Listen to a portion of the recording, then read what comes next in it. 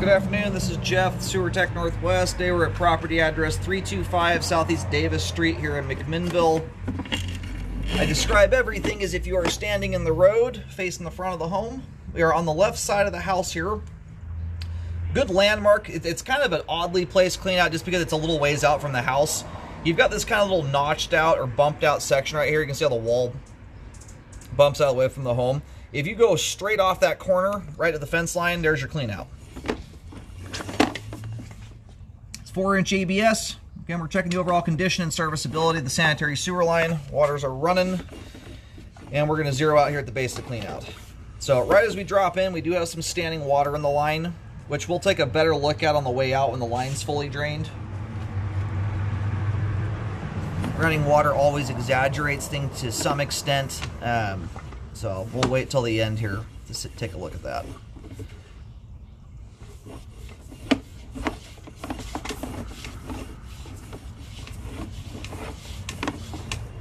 We might have some hot water running too. Get the steam cleared out of the line to have a little nicer look at things. And this clean out is not right where the line pops out of the house, so we will also run backwards too.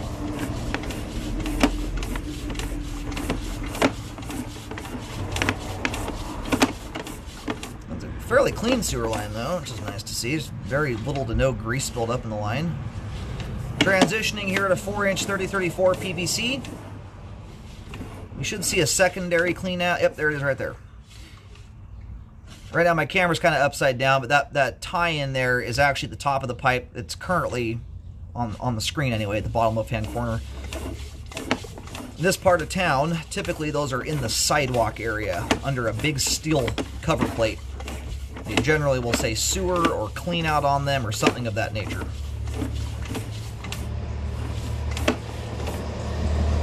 Alrighty, there's the main lateral connection at about, we'll call it 62 feet.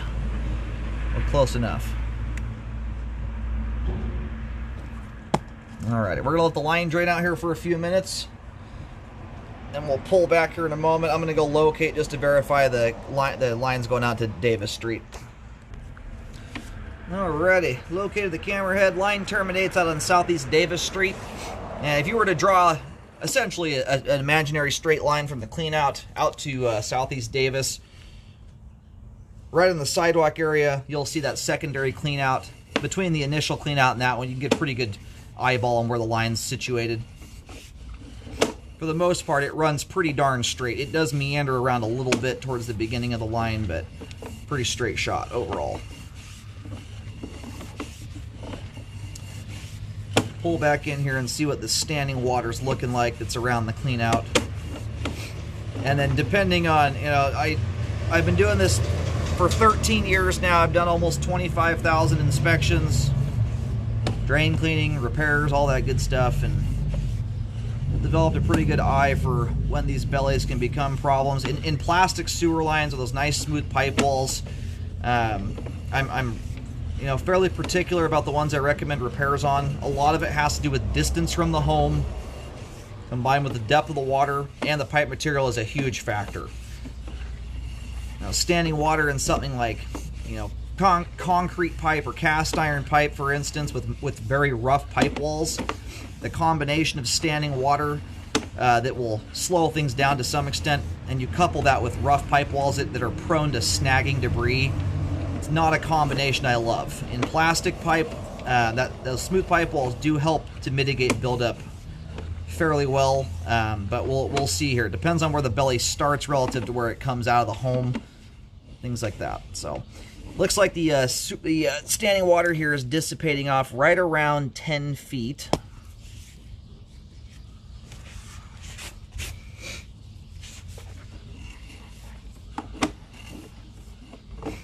At this point here right now, for instance, we're sitting in the like, that's not even a quarter of an inch of standing water. That's very minor right there.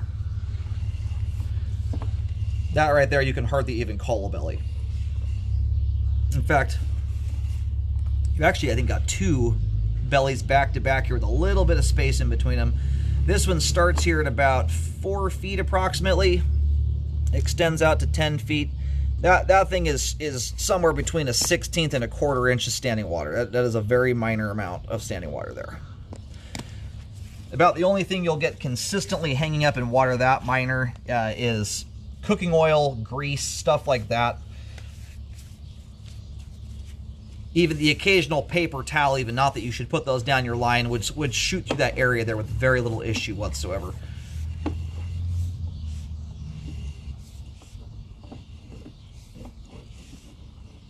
That actually drained out much nicer. I think what may have happened here, you don't always get to see it with the camera. Sometimes what you've got right up in front of you is a ball of toilet paper that kind of artificially dams the pipe up and creates the illusion of a more significant situation than you had. So anyway, we're now turning around here and going backwards toward the home. We'll see how the standing water looks here going this direction.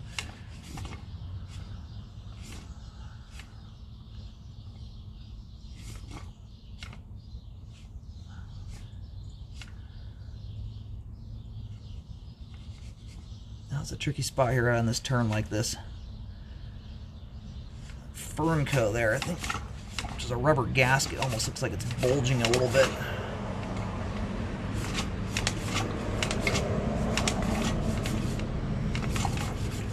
Yeah, this is a really tough spot to get a good view here just because we're right on a turn. It just throws off the visual.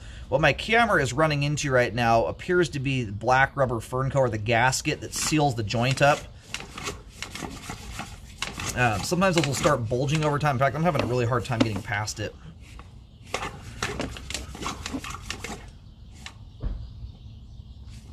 So it's like what I was saying beforehand. You know, standing water in plastic pipes, one thing. When you start coupling it with, you know, harder obstructions like a Fernco that's sticking into the flow line, things like that. There we go. Finally got around it. Sometimes it can create a little better situation for stuff to occur. We've now made it past that point, and that right there going back into the home. This is looking more like we're getting into the, we're back inside here now.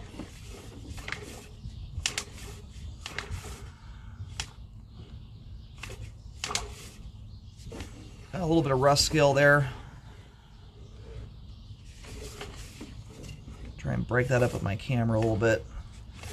What's hard to tell here is what we're getting up into. My camera is kind of going upwards here, and I don't want to go shoving into the line next down to a sink drain connection.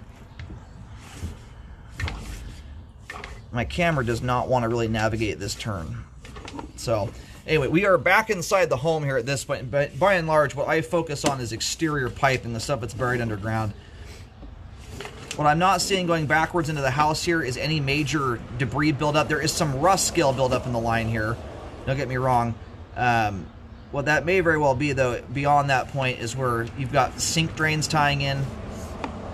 That's at least what that appears to look like. My camera just does not want to go around that funky bend there, though, to get past it.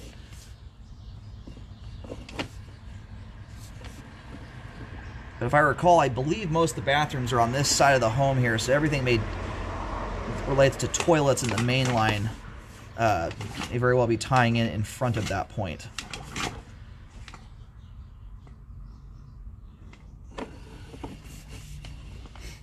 Alright, I'm going to get this located here really quick.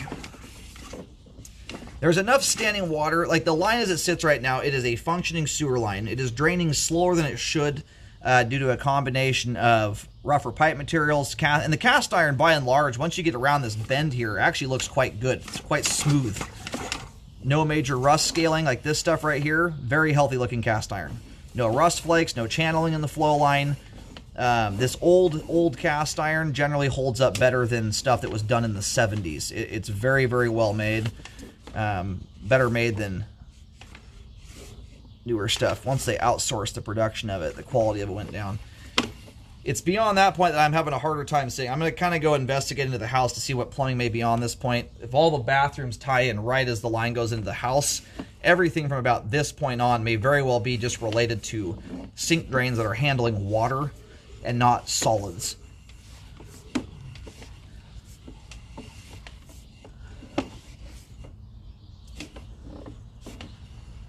And based on the cleanliness of that pipe right there, again, we're going backwards into the home.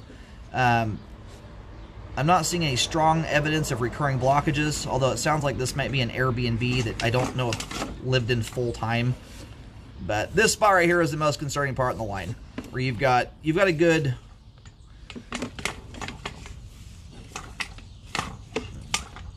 My camera's well submerged there. You might have as much as 2 inches of standing water in the line right there. It's a pretty short-lived section. You combine that with the fact you look like you've got a Fernco bulging through here that could potentially snag debris, and it's on a turn. This is a spot I'm going to recommend a correction on to fix.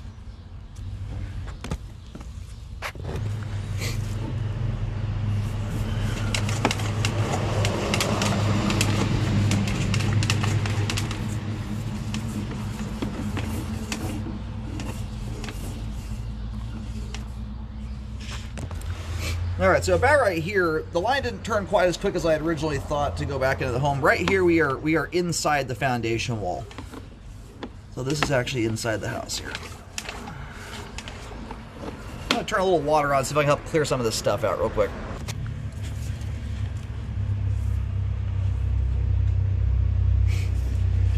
Alright, so I just did some toilet flushes there.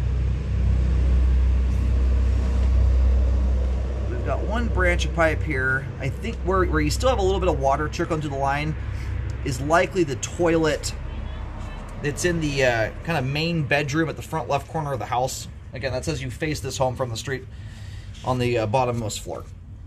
And then when you actually look at where the toilets are, they're very, very near each other. The amount of scale buildup that's in here and gunk that's built up is a bit concerning, especially when I start seeing on the toilets the recommendation for toilet paper only, which is always a good idea. I'm a little concerned this line's had some drain cleaning issues that have needed to be dealt with in the past. You know, at the least here, the line could use a thorough cleaning. You've got quite a bit of scale that's built up and just gunk in general. This spot right here where we're going up,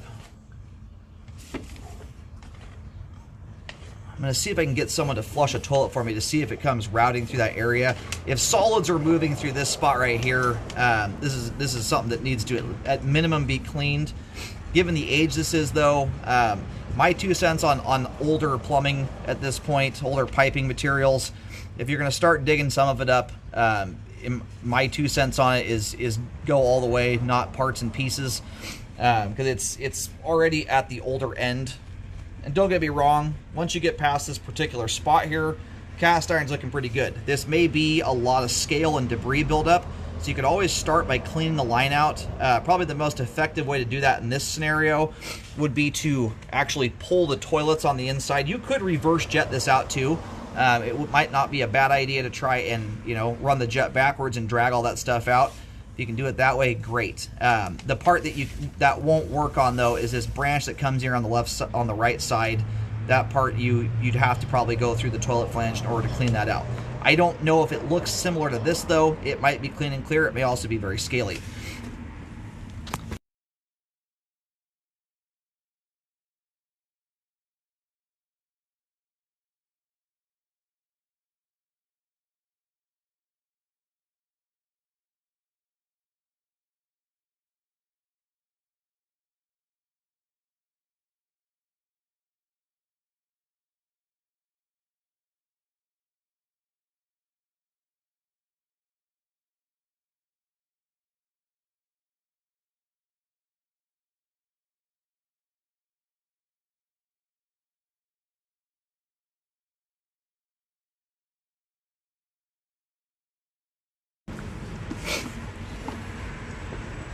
Alrighty, and so from the sounds of it, sounds like the toilet just inside here, just inside the wall. It's either that one or the bedroom bathroom down here. One of the two, I believe, is a newer addition to the home. So you likely have some plastic pipe coming into here from somewhere. Anyway, what I'd recommend here is that at the very least, this belly on the outside get corrected, where you've got a belly and a bulging Fernco sticking to the line, as well as a turn. So it all combined together. It's not something I love to see. You know, you get the standing water, a chunk of rubber sticking into the flow line like that can snag stuff. Granted, it doesn't look like it's jutting across the entire flow line, but when stuff rounds a bend like that, it's going to hit the outside turn often. So it's a spot where stuff could hang up potentially. So I'm going to recommend this be fixed here. If it's not corrected, treat the line nicely. Folded toilet paper. Don't put any flushable wipes or wipes in general down this thing. Paper towel, stuff like that. You want whatever's going down to be something that easily disintegrates in the event it does hang up somewhere. So other than that, I would just recommend jetting the scale buildup out of the interior of the line, just so that's not contributing to a blockage. That spot there where I start stopping up, you've lost a bit of diameter due to that rough scale buildup, and it is jagged, and it can snag stuff up as it comes through the sewer line. So essentially from about the clean out on, all that pipe is in good shape. A little tiny bit of standing water, but it's intact and clean and functioning properly at this time. Obviously, after the cleaning is done, it is ideal to rescope the line. One, to make sure, and you want to run that camera all the way out to ensure that a bunch of rust hasn't been knocked loose into big piles in the line and just left there. You've got to be thorough to jet that stuff all the way out. But two, that's also to check to make sure that there's nothing hiding underneath that rust scale, damage to the pipe, something like that. It's going to just cause the line to scale back up again very quickly. So rescoping is a good idea after any repairs are done and or drain cleaning. Out here, for instance, where the belly's at, you want to rescope that too. After the line is buried, that's to check for settling issues. If you do it when the trench is open, you're not going to see any settling problems generally.